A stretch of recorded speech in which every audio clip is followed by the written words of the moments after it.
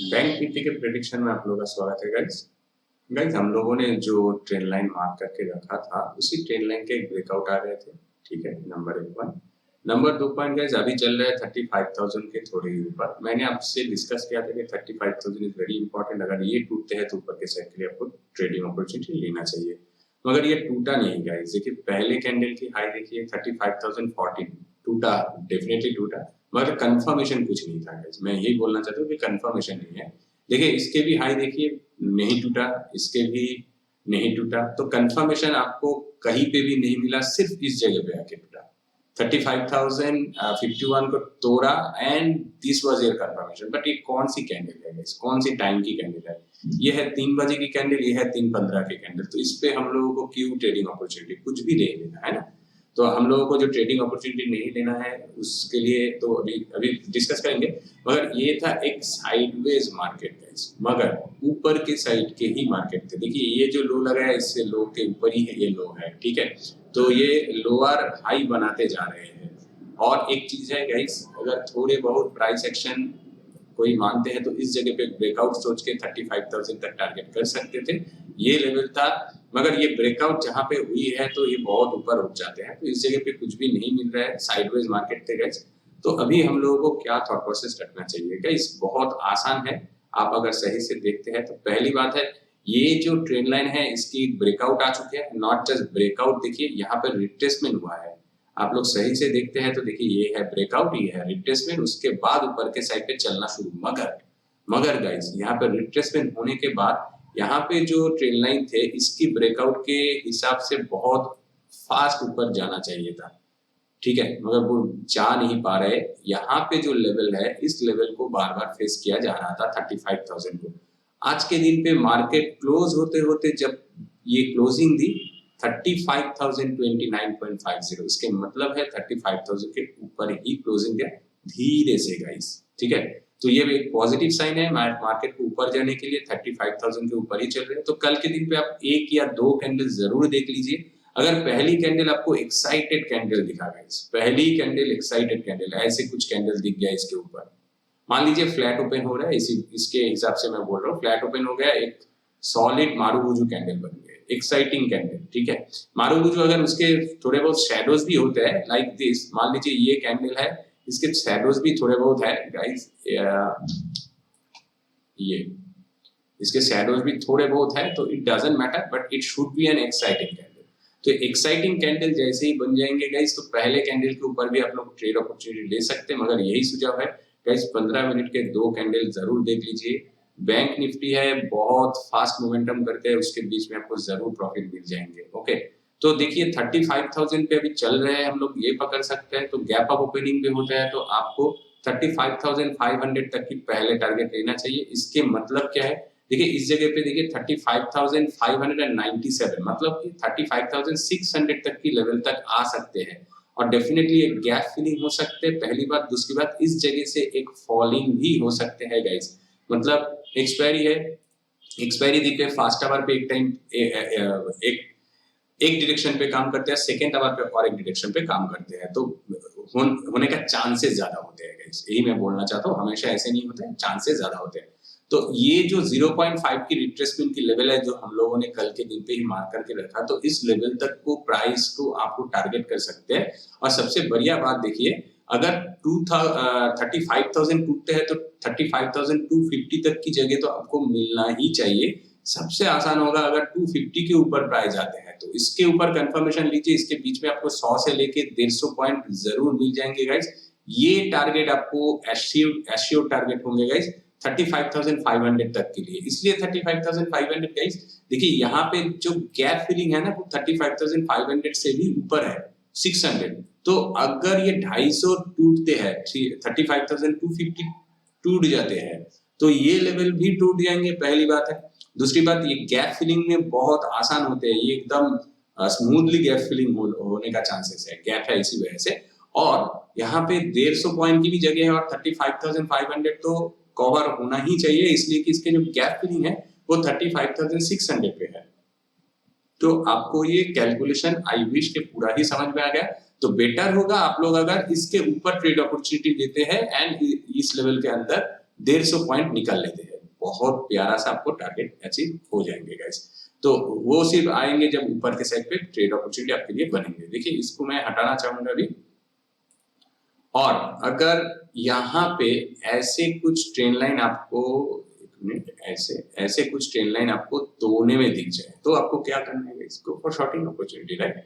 मगर ये shorting opportunity बहुत ज्यादा नहीं लेना चाहिए, max to max. Yes guys, बहुत नीचे भी आ सकते हैं शॉर्टिंग अपॉर्चुनिटी, रिट्रेसमेंट की वजह से मैं बोल रहा हूँ, और नीचे की लेवल भी यहाँ पे जो बन रहे हैं उसके लेवल भी हो सकते हैं। तो कल के दिन पे आपको अगर गैप अप ओपनिंग दिख गए, मान लीजिए गैप अप ओपनिंग इस लेवल पे हो जाता है, तो पहले कैंडल तो देखना ही पड़ेगा। मान लीजिए गैप अप ओपनिंग होने के बाद नीचे के साइड पे फॉल हो गए, वेट कर जाइए, सेकेंड कैंडल भी देख लीजिए इस लेवल पे आता है तो don't go for buying opportunity. अगर ऐसे कुछ छोटे छोटे कैंडल बनते हैं उसके ऊपर आपको ट्रेंड लाइन की ब्रेकआउट दोबारा मिल जाता है इस लेवल के ऊपर, तो go for shorting buying opportunity, sorry, go for buying opportunity and target for at least 35,500।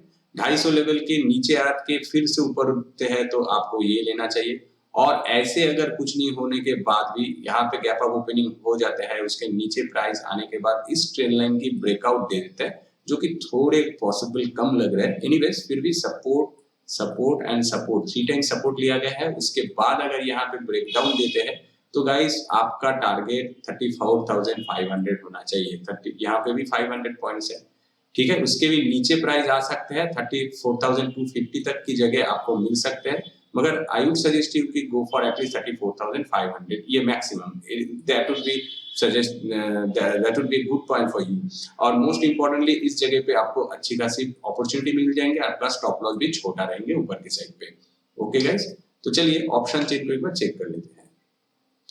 Bank Nifty का ऑप्शन चेन पे देखिए सबसे ज्यादा जहां पे है 36,000 पे 24.1% की 1 लाख की पोजीशन है, मगर 2.1% की चेंजेस है। तो यहाँ पे पहले से ही लगा के रखा है 36,000 is little bit far at this level, and most importantly why it is very safe guys। देखिए ये 0.618 के लेवल के ऊपर है, तो पहली बात है प्राइस को ऊपर उठने के लिए ये लेवल को तोड़ना पड़ेगा, ये लेवल को तोड़ना पड़ेगा, फिर जाके ये लेवल, और इसके बीच में है ये गैप, एंड इस जगह से ये फॉल हुआ था गैप की।